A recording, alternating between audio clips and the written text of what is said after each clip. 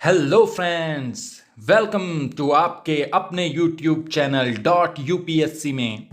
I am sure आपकी पढ़ाई अच्छी चल रही है और उसे ऐसे ही निरंतर रखने के लिए हम आ गए हैं अपने एक और वीडियो के साथ। आज हम कवर करेंगे इंडियन पॉलिटी के इंट्रो पार्ट को, जिसमें हम बताएंगे कॉन्स्टिट्यूशन के आने से पहले के एक्ट्स एंड रेगुलेशंस को और जानेंगे उनसे रिलेटेड कॉन्सेप्ट्स को।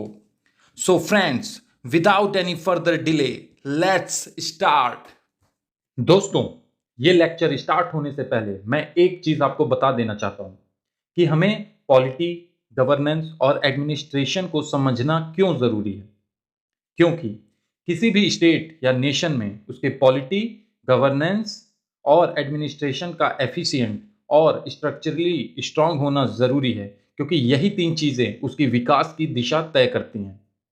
आज वर्ल्ड में ऐसे कई देश हैं जो रिसोर्सफुल हैं और जियोग्राफिकली बहुत अच्छी जगह लोकेटेड हैं, मगर फिर भी ये तीन पिलर्स वीक, मिसमैनेज्ड और लैक ऑफ पॉलिटिकल कॉन्शियसनेस के कारण बहुत ही बैकवर्ड्स हैं।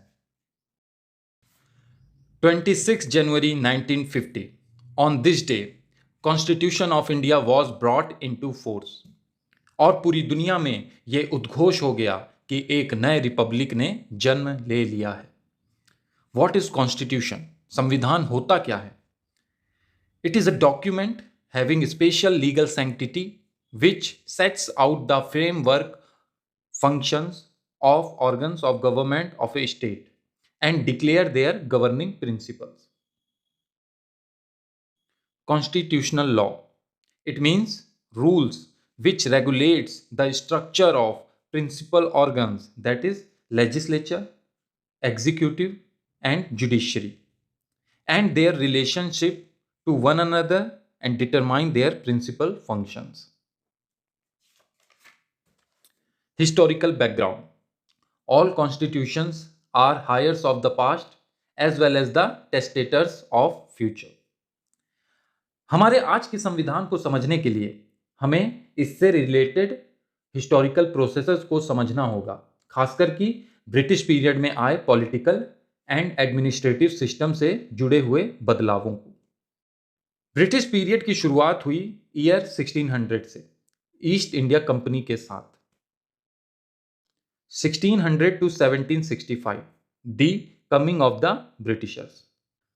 Britishers came as traders. England की रानी एलिजाबेथ से उन्हें चार्टर मिला था, according to which they settled rules, privileges, powers and management of East India company. It provided monopoly to East India company to trade with the east. धीरे धीरे उन्होंने trade के लिए कंपनीज, फैक्ट्रीज खोलनी शुरू की. First settlement of the company was at Surat in 1612, जिसकी permission उन्हें जहांगीर से मिली एज अ रॉयल फरमान. ग्रेजुअली ये फैक्ट्रीज ब्रिटिश चीफ सेटलमेंट बनने लगे और चीफ सेटलमेंट प्रेसिडेंसीज में कन्वर्ट होने लगे. और with the permissions of local rulers, Britishers छोटे छोटे एरियाज में अपनी सॉवरेनिटी स्थापित करने लगे. लेजिस्लेटिव पावर की बात करें तो legislative power of company was very limited in its scope and character. It was based on the principles of English law. Charter of 1726. This charter had a great legislative significance. इसके अनुसार court of directors ने कहा कि India में जो rules बने वो वहाँ के कंडीशंस के हिसाब से होने चाहिए. Laws to be acquainted with the Indian conditions. It established mayor's court at Calcutta, Bombay and Madras, and expressly introduced English laws in these presidencies. लेकिन अभी ब्रिटिशर्स पूरी तरह रूलिंग पावर नहीं बने थे, जो कि होने वाला था 18th सेंचुरी के सेकेंड हाफ में, दैट इज आफ्टर 1750. 1707 में मुगल एम्परर औरंगजेब के मरने के बाद the central authority became very weak and small kings, small states आपस में लड़ने लगे and situation became very chaotic, जिसका पूरा फायदा उठाया ब्रिटिशर्स ने. Victory of company in the battle of Plassey in 1757 against Sirajuddaulah Nawab of Bengal led the foundation of British empire in India. In 1765, Shah Alam granted the Diwani, that is, the responsibility of collection of revenue and administration of civil justice, to the company. Hence, 1765 is considered to be a turning point year in the Anglo Indian history. 1765 to 1850, beginning of British rule. Regulating Act of 1773. Grant of Diwani made East India Company the real masters of Odisha, Bihar and Bengal. But एक trading body के लिए इतने vast territory को administer करना बहुत मुश्किल था। इसलिए कंपनी के ऑफिसर्स ने एज द सुपरवाइजर रेवेन्यू और सिविल सिस्टम को डील करने का डिसीजन लिया।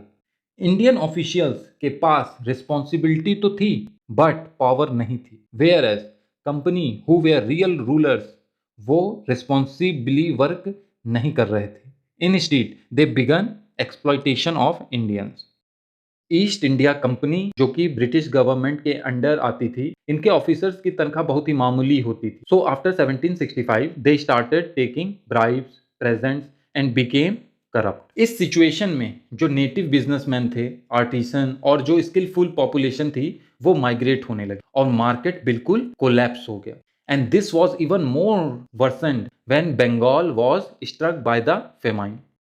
Climax reached when East India Company approached British government for a huge loan. Government ने नोटिस किया कि दो East India company is in great loss but their officers are getting richer and then they suspected that something was probably wrong. And then British parliament के house of common ने एक secret committee का गठन किया to report about the defects in East India company. And finally ये decide किया गया कि अब से कंपनी के अफेयर्स को ब्रिटिश पार्लियामेंट रेगुलेट करेगी। इसी ऑर्डर में आया रेगुलेटिंग एक्ट ऑफ 1773। इसके फीचर्स थे, गवर्नर ऑफ बंगाल को गवर्नर जनरल ऑफ बंगाल बना दिया गया और एक 4 मेंबर एग्जीक्यूटिव काउंसिल भी बनाई गई जो कि गवर्नर जनरल को असिस्ट करेगी। ऐसे फर्स्ट गवर्नर जनरल थे Warren Hastings. Governors of Bombay and Madras presidencies जो कि अभी तक इंडिपेंडेंटली काम कर रहे थे, इस एक्ट ने उन्हें गवर्नर जनरल ऑफ बंगाल के सब ऑर्डिनेट बना दिया। Establishment of supreme court in 1774 comprising of 1 chief justice and 3 other जजेस। Prohibited servants of company from private trade. It strengthened control of British government over the company. To remove the defects of the Regulating Act of 1773, Parliament passed the Act of Settlement of 1781. It exempted the actions of the public servants of company done in official capacity from jurisdiction of Supreme Court. It decided the jurisdiction of Supreme Court. It confirmed the law to be applied by Supreme Court. It confirmed appellate jurisdiction of Governor General in Council in cases decided by Mufasil courts. It empowered Governor General in Council to frame regulations for the provincial courts and councils. Pitt's India Act of 1784. It distinguished between commercial and political functions of the company. To manage commercial affairs of the company, court of directors को appoint किया गया और political affairs के लिए board of 6 commissioners को नियुक्त किया गया जिसे बोर्ड ऑफ कंट्रोल कहा गया। These commissioners were appointed by the king. Board superintended, directed and controlled all operation of civil and military governments of British possession in the East India. Charter Act of 1813. It took away the exclusive right of the company, that is, East India Company monopoly in trade and Indian trade was thrown open to all British merchants. Now the regulations made by 3 councils in India were required to be led before the Parliament to assert greater control over the powers of the councils. अभी तक के सारे acts regulations कहलाते थे, but from this act of 1833 acts were known as acts of parliament. It introduced some important changes and it was the final step towards the centralization of British India. Centralisation कैसे? वो ऐसे कि governor general of Bengal को बना दिया गया governor general of India and vested him with all legislative powers solely within his office. So, first Governor General of India was William Bentinck. East India company जो कि अभी तक एक कमर्शियल बॉडी के रूप में काम कर रही थी उसे इंटायरली एडमिनिस्ट्रेटिव बॉडी में कन्वर्ट कर दिया गया. It also attempted to introduce open competition for selection of civil servants for Indians as well but failed as this was opposed by court of directors. Charter act of 1853. It separated legislative and executive functions of Governor General's Council. Legislative functions के लिए governor general council में 6 members और add किए गए जिससे governor general council में total 12 members हो गए. दैट वर एक गवर्नर जनरल, एक commander in chief, 4 members from the council and 6 legislative members. 6 legislative members में 2 इंग्लिश जज ऑफ सुप्रीम कोर्ट थे और 4 मेंबर्स थे local government of Madras, Bombay, Bengal and Agra द्वारा अपॉइंट किए गए रिप्रेजेंटेटिव्स. इस काउंसिल को इंडियन लेजिस्लेटिव काउंसिल कहा गया और ये मिनी पार्लियामेंट की तरह फंक्शन करती थी. That is adopting same procedures as the British parliament. It introduced open competition system for selection and recruitments of civil servants with provisions recommended by Macaulay Committee in 1854. इस act ने court of directors की power भी कम कर दी थी. For example they were deprived from power of appointment. एक और important point जो इस एक्ट के थ्रू आया वो है appointment of separate governor general for Bengal. 1858 to 1919 end of company's rule. Government of India act 1858 इसे लाया गया 1857 के विद्रोह के बाद. Revolt of 1857 East India company के लिए एक डेथ ब्लो साबित हुआ as it abolished East India company and transferred the powers of government, territories and revenues to the British crown. This act known as the Act for the Good Government of India. It ended system of double government by abolishing the Board of Control and Court of Directors. और उसके powers को secretary of state को transfer कर दिया गया. Powers of crown were to be exercised by secretary of state for India. He was assisted by a council of 15 members जो कि एक एडवाइजरी बॉडी थी. Secretary of state in council एक body corporate भी थी capable of suing and being sued in India and in England. It also changed the designation of governor general of India to viceroy of India and the first viceroy of India was Lord Canning. Indian council act of 1861. It brought about the beginning of representative institutions by associating Indians with the legislative as non-officials. It provided India with the framework of government which lasted up to present time. Lord Canning, जो उस समय के viceroy थे, he appointed Raja of Banaras, Maharaja of Patiala and Sir Dinkar Rao to his legislative council.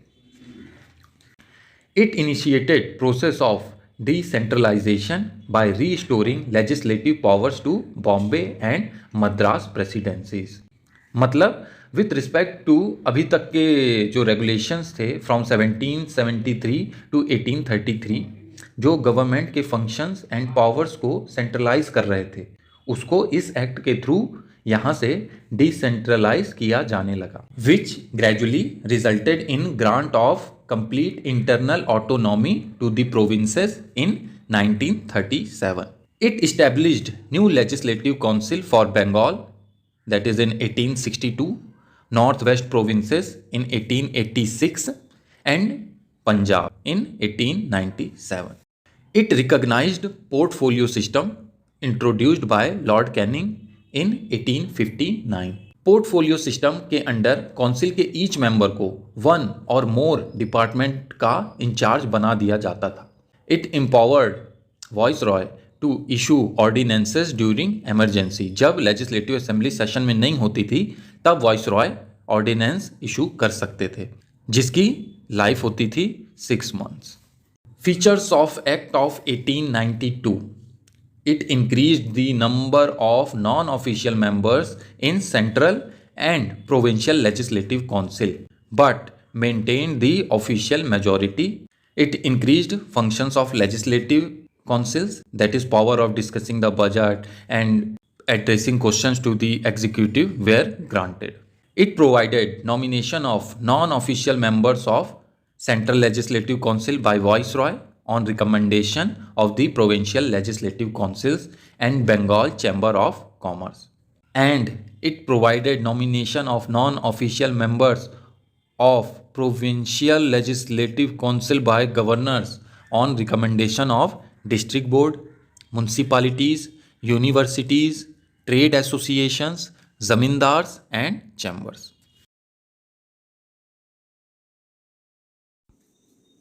तो friends, ये थे British period के acts and regulations. और भी जो बचे हुए एक्ट्स एंड रेगुलेशंस है उन्हें हम अपने इसी वीडियो के नेक्स्ट पार्ट में कवर करेंगे। और भी जो प्रीवियस ईयर इस टॉपिक से रिलेटेड क्वेश्चंस हैं उनको भी हम अच्छे से स्टडी करेंगे। तब तक आप इस वीडियो को अच्छे से देखिए, समझिए और इसे मेमोराइज़ करिए। मिलते हैं आपको अपने नेक्स्ट वीडियो में। All the best. Thank you.